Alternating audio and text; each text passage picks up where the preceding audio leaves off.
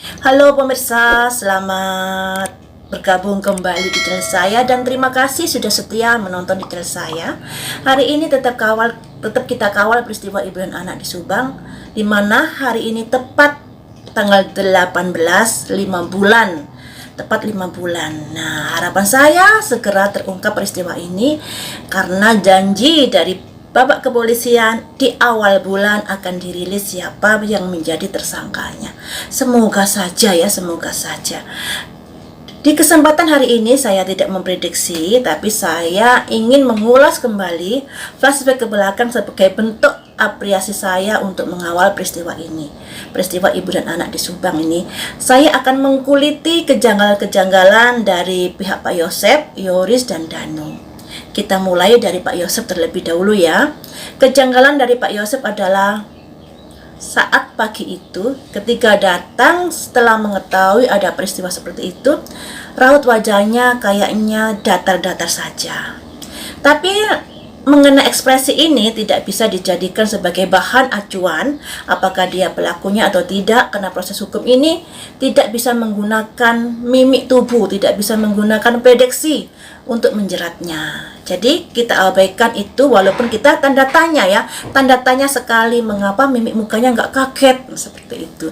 Di sini ada berita dari Dex Jabar mengenai kejanggalan Pak Yosep adalah salah satunya mengenai bercak merah di bajunya Pak Yosep ya, dimana Pak Yosep menceritakan saat di rumah TKP dia mencari keberadaan Tuti dan Amel hingga ke kamar mandi dan melihat bak mandi dalam keadaan kotor dan dia sempat memasukkan tangannya ke dalam air di bak mandi tersebut. Ceritanya seperti itu. Pastinya bercak merah di bajunya Pak Yosef pastinya loh ya sudah diselidiki oleh pihak yang berwajib. Tapi mengapa kok masih belum saja bisa dijerat? Mungkin alat buktinya masih belum kuat. Nah, atau ada hal-hal lainnya yang kurang bisa kuat membuktikan jika Pak Yosef sebagai pelakunya. Bisa saja seperti itu. Karena andai kata bercak darah itu merupakan bukti yang kuat, pastinya bisa menjerat Pak Yosep. Tapi sekali lagi kita harus ingat, harus ada dua alat bukti untuk bisa menjerat tersangkanya. Mungkin alat buktinya masih belum kuat ya, makanya itu masih bisa bernafas lega. Atau ada hal-hal lainnya, misalnya dia di framing dan lain sebagainya, kita juga nggak tahu. Tapi kejanggalan Pak Yosep di situ yaitu satu, ketika dia datang di TKP mimik wajahnya kurang begitu meyakinkan. Yang kedua ada bercak darah di bajunya Pak Yosep, sekalipun bercak darahnya itu tipis, tidak kental, jadi kayak samar-samar gitu menurut pemberitaan itu tadi. Namun hal itu juga patut kita curigai. Terus dari kejanggalan Yoris pernah bilang masalah kunci otomatis mobil Alphard, kemudian dia luruskan kembali jika pernyataan itu tidak benar dan ternyata mobil Alphard tidak ada kunci otomatis. Nah, kok bisa demikian ya? Kemudian mimik Yoris di hari kejadian tersebut menurut pemberitaan yang saya baca juga datar-datar saja. Tidak ada sesuatu yang menunjukkan gimana gitu kesedihan dan bagaimana gitu ya. Itu menurut pendapat dari komentar-komentar yang saya baca loh ya.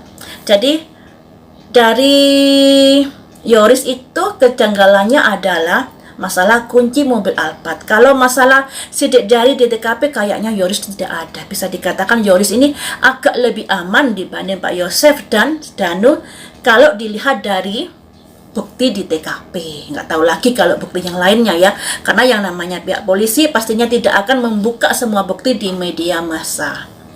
Yoris ini juga pernah merekam, entah istrinya, entah Yoris yang merekam pembicaraan saat telepon dengan Pak Yosef mengenai kunci slot pintu. Nah, saat itu kita juga agak, wow, kenapa bisa lupa Pak Yosef itu? Apakah hal itu disengaja sehingga memudahkan pelaku untuk masuk ke rumah? Nah, saat itu kita nggak tahu kalau ada saksi mata yang melihat kejadian malam itu menjelang pukul 12. Saksi yang lewat melihat ada 5 orang yang berada di halaman. Makanya begitu Yoris meng-share percakapannya dengan Pak Yosep, wow, netizen menjadi semakin kuat kecurigaannya kepada Pak Yosep, semakin menyalah-nyalakan, semakin menyudutkan dan lain sebagainya.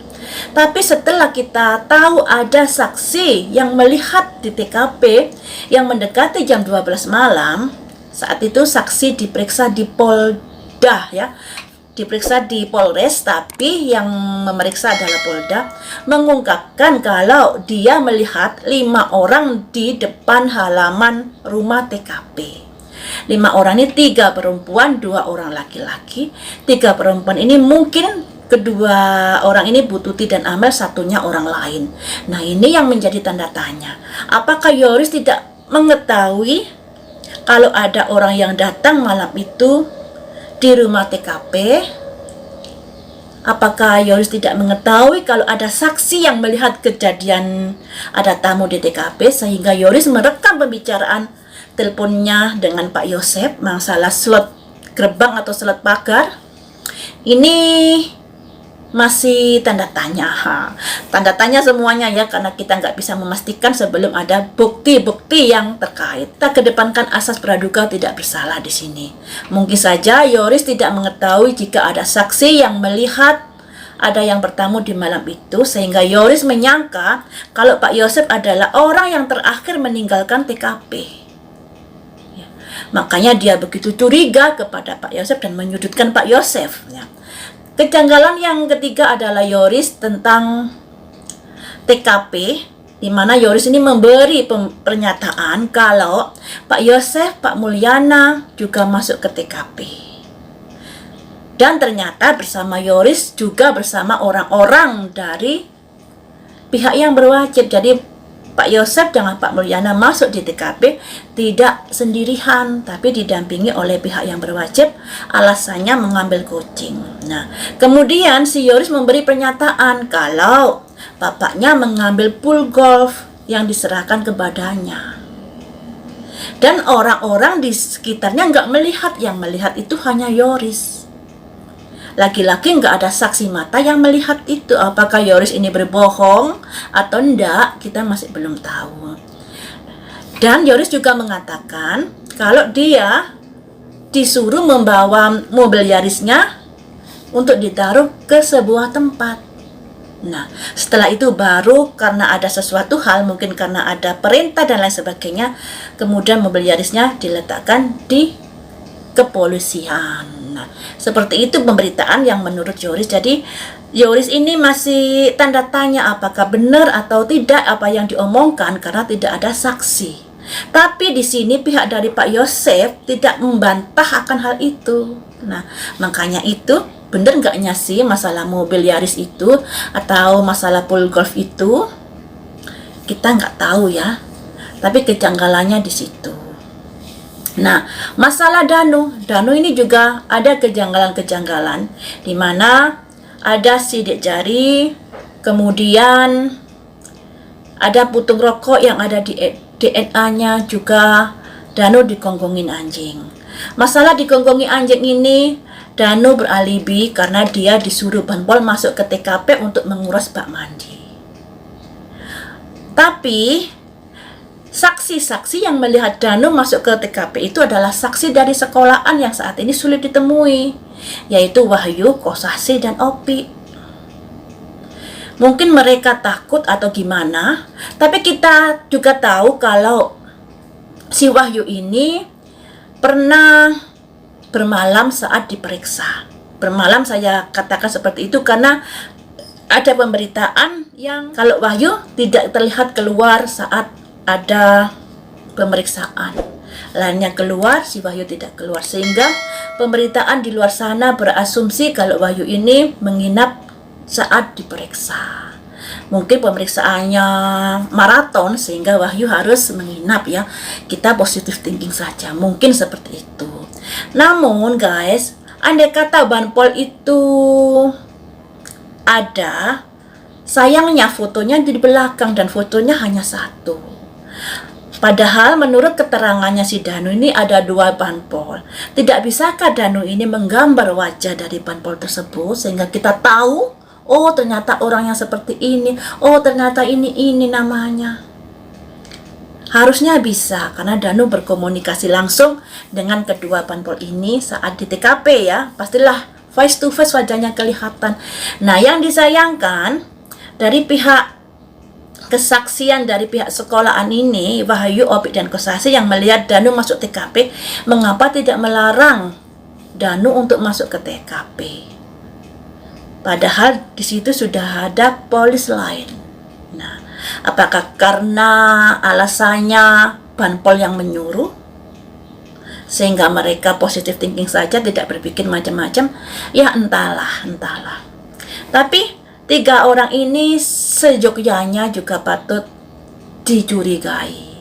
Karena menurut saya, 1 hari setelah terjadi peristiwa itu, kemudian ada banpol menurut versi Danu yang menyuruh dia masuk ke bak mandi untuk menguras bak mandi. Kemudian menemukan cutter dan gunting di dalam bak mandi tersebut. Nah, tapi dari pihak kepolisian mengatakan itu efek dari kepanikan para saksi. Jadi dari pihak kepolisian tidak mengakui kalau adanya banpol. Dan itu membuat kita tanda tanya, banpol ini ada nggak? Apakah itu hanya dari plesetan si Danu? Karena dia kan dicurigai banget sebab dia digonggongi anjing sehingga dia menyatakan seperti itu juga bisa saja terjadi. Kemudian masalah sidik jari yang ada di mobil Alphard itu. Padahal tanggal 19 mobil Alphard sudah ada di kepolisian. Nah, ini juga menjadi tanda tanya. Selanjutnya, masalah, tapi ini entah Danu yang ngomong, entah siapa. Yang jelas kayaknya ini dari pihak timnya Danu yang berbicara kalau ada saksi yang melihat dari malam sampai pagi kejadian tersebut. Kemudian pernyataan sekarang itu hilang lenyap begitu saja, terterpa angin. Apakah pernyataan itu sebagai bentuk informasi yang kurang bisa dipertanggungjawabkan? Kenapa tidak diselidiki terus dari timnya Danu masalah itu? Padahal waktu itu timnya Danu juga yang ngomong seperti itu. Ada saksi yang melihat kejadian malam itu dari malam sampai pagi. Kenapa nggak lapor polisi kalau melihat? Berarti saksi itu juga tersangkut. Maksudnya saksi yang diperkirakan melihat kejadian tersebut sampai pagi berarti juga ada ketersangkutan di sini. Siapakah dia? Dan mengapa hal ini tidak terungkap atau tidak diteruskan pernyataan itu hingga menguap seperti angin begitu saja? Pasti kalian juga ingat loh ya pernyataan tersebut. Ada saksi yang melihat kejadian dari malam hingga pagi. Saksi ini siapakah? Dan pernyataan itu menguap begitu saja. Nah, yang saya kecewa, yang saya membuat kecewa ini begini loh guys. Kita mengawal itu harusnya berpihak kepada Ibu Tuti dan Amel, tidak berpihak kepada para saksi ya. Harusnya sebagai pengawal, baik saya dan lainnya yang berniat mengawal peristiwa ini, berpihaklah kepada Ibu Tuti dan Amel. Jangan berpihak kepada para saksi. Nah, ketika berpihak pada para saksi dan satu tim yang akhirnya tidak bisa kritis untuk menilai saksi-saksi tersebut, itu namanya membela para saksi, tidak membela Ibu Tuti dan Amel. Nah, disinilah saya menjadi tanda tanya. Ini kasus peristiwa seperti ini yang begitu kejam terjadi kepada 2 perempuan. Kenapa harus membela para saksi yang ternyata saksi-saksi ini ada bukti-bukti di TKP. Entah bukti itu framing atau tidak, kita masih belum tahu di sini. Yang jelas saksi-saksi itu ada bukti di TKP, dan mengapa kita harus membela? Harusnya kita berpihak kepada Ibu Tuti dan Amel. Setiap kejanggalan-kejanggalan dari para saksi ini harus kita kuliti, kita cari tahu kenapa kok begitu. Bukan malah dibela. Tugas membela para saksi itu adalah tugas dari pengacaranya. Nah, kalau kita orang luar mengawal, sudah seyogyanya berpihak kepada para korban ya, Ibu Tuti dan Amel. Harusnya begitu. Satukan suara untuk membela Ibu Tuti dan Amel. Siapapun yang menjadi tersangkanya, kita nggak peduli. Yang jelas harus tertangkap ya, jangan sampai lolos, karena kalau lolos ya bisa menjadi ketar-ketir warga Jalan Cagak hingga saat ini. Karena menurut dari pihak kepolisian pelakunya adalah orang dekat. Orang dekat ini bisa dari keluarga inti, juga bisa jadi keluarga jauh, atau bisa jadi teman-teman dari lingkaran Ibu Tuti dan Amel. Jadi sangat dekat dong dengan TKP-nya, pelakunya ya. Jadi ketar-ketirlah warga di desa Jalan Cagak jika peristiwa ini tidak terkuak dan tidak tertangkap siapa pelakunya. Harapan saya semoga bulan Januari bisa terungkap siapa dalangnya, pelakunya, dan lain sebagainya. Dan dari prediksi saya mulai awal dan hingga akhir ini, motifnya adalah lebih cenderung sakit hati dikarenakan satu, masalah uang, cemburu sosial. Dua, asmara ya. Ketiga, mungkin ucapan dari Ibu Tuti yang tidak berkenan, dan itu sudah dilakukan lama dan akhirnya mengganjal di hati, menjadikan dendam kesumat di dalam dirinya. Jadi yang namanya pelaku ini kan banyak. Jadi hitungannya motifnya satu orang per orang juga beda-beda. Ada yang motif asmara, ada yang motif sakit hati, dan lain sebagainya. Saya rasa ini lebih ke motif masalah keuangan kalau sakit hatinya dan asmara. Karena yang namanya seseorang ya, kalau seseorang itu omongannya katakanlah nyelekit, tapi kalau masalah keuangan dia biar-biar, nggak pelit, mungkin orang ini nggak akan begitu sakit hati. Tapi kalau sudah omongannya nyelekit, terus pelit, akhirnya ada rasa dendam kesumat di dalam hatinya dan tega melakukan sesuatu kepada kedua orang ini. Bisa jadi seperti itu loh ya. Karena menurut dari wajah yang sampai seperti itu si Amel ini, dan Ibu Tuti juga seperti itu wajahnya, saya rasa ada instrumen sakit hati di sini saat menghabisi korban. Ada sakit hati yang begitu dalam, yang sudah tertahan beberapa lama di dalam batinnya, sehingga begitu kalap akhirnya melampiaskan dengan penuh energi yang begitu membabi buta, kayak banteng ketaton ya, energinya luar biasa. Jadi seperti itu ya teman-teman. Untuk 3 saksi ini memang ada kejanggalan masing-masing. Kalau dari mimik wajah kita nggak bisa dijadikan acuan sebagai bukti dari penyelidikan dari kasus ini, dikarenakan mimik wajah, prediksi, ramalan, hal-hal seperti itu tidak dianggap oleh pihak yang berwajib. Pihak berwajib hanya butuh alat bukti, barang bukti seperti sidik jari, bercak darah, dan lain sebagainya yang bisa menguatkan untuk menjerat pelakunya. Nah, mungkin dari 3 pelaku ini masih belum cukup alat buktinya untuk menjeratnya. Jadi kita juga harus bisa bersabar. Semoga Pak Polisi bisa lekas mengumumkan siapa yang menjadi tersangkanya. Dan mengenai sketsa wajah, saya rasa Pak Polisi akan bisa menguak peristiwa ini dari sketsa wajah ini tadi. Tapi sayangnya sketsa wajah ini dari belakang, sehingga kita masyarakat juga agak sulit untuk mencari, mengetahui, atau melihat adakah orang di sekitar kita yang menyerupai sketsa wajah tersebut. Yang terlihat adalah lehernya, terus dari samping, dari mukanya nggak terlihat. Jadi ada kesulitan yang begitu tinggi kita mengenali dari sketsa wajah tersebut. Tapi semoga saja Pak Polisi bisa menemukan orang tersebut, dan orang itu bisa menjadikan pintu pembuka dari peristiwa ini. Karena orang ini kan sudah ada saksi yang melihatnya, yaitu penumpang angkot dan sopir angkot ya. Jadi ada 2 saksi yang melihat orang ini di TKP. Nah, kesaksian ini akan begitu kuat. Kemudian mungkin ada temuan-temuan sidik jari atau hal lainnya yang berkaitan dengan orang di sketsa wajah.